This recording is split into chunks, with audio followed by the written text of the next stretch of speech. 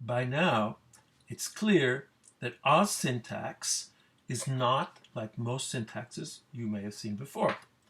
The most popular syntax in mainstream languages such as C++ and Java is called a C-like syntax. In this syntax, identifiers are statically typed. So for example, int meaning integer. Here the identifier I starts with a lowercase letter. There's also a separator of a semicolon. And code blocks are delimited by braces. So in between the braces are instructions to execute.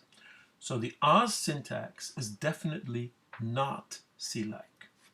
The Oz syntax is inspired by many languages. Part of it comes from Prolog, out of logic programming. Part comes from Scheme in ML, out of functional programming.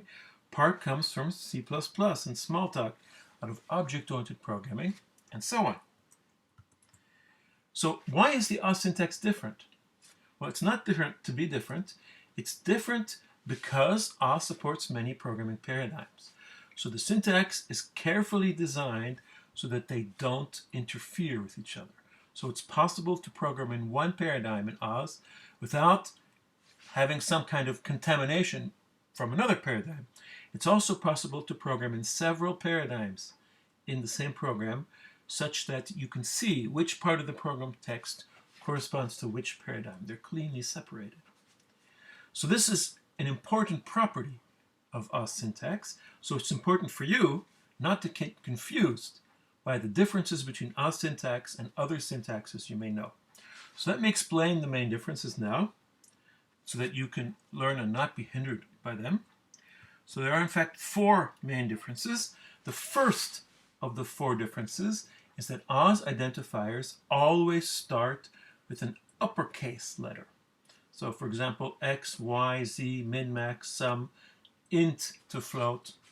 Why is that? Well, it's because lowercase is used for symbolic constants, atoms. The second of the 4 differences is that procedure and function calls in Oz are surrounded by braces.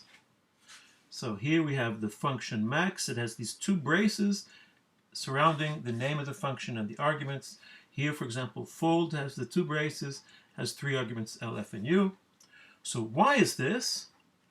Well, because parentheses are used already. They are used for record data structures. And other than that, the principle of surrounding the function and the arguments by the delimiters, the braces, is similar to what's done in Lisp and Scheme, where they use parentheses for that.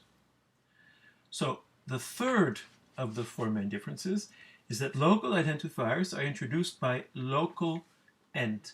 So for example, we have here local x in. We then have here an instruction, and it ends with end keyword. So all compound instructions in Oz, a compound instruction is an instruction that contains other instructions.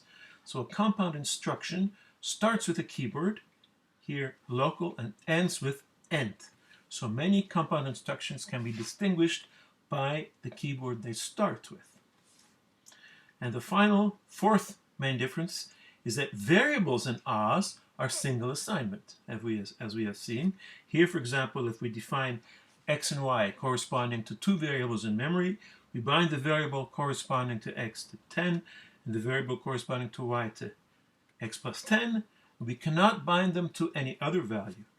Why is this? Why single assignment? Well, because the first paradigm that we present and the base of all the other paradigms is functional programming. And functional programming does not support multiple assignment. It must have single assignment.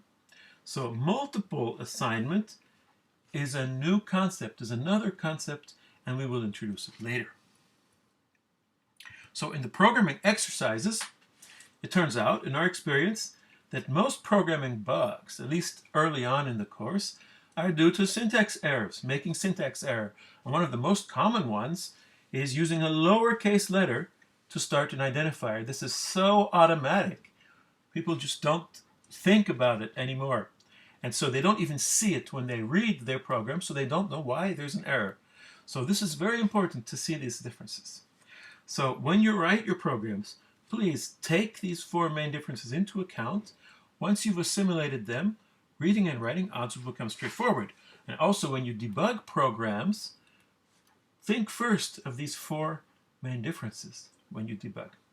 And now let's do some programming.